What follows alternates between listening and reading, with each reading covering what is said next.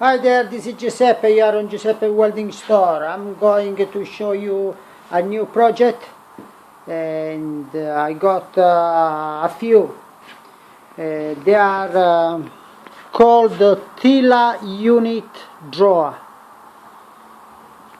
There are 10, already made 10. Now you can see I finished to weld all the parts and they're all around.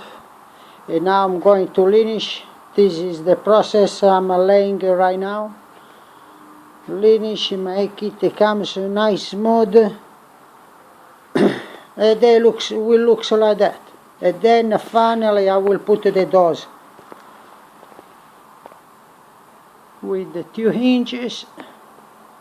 And that's it. Alright, thanks for watching. I'll see you next time.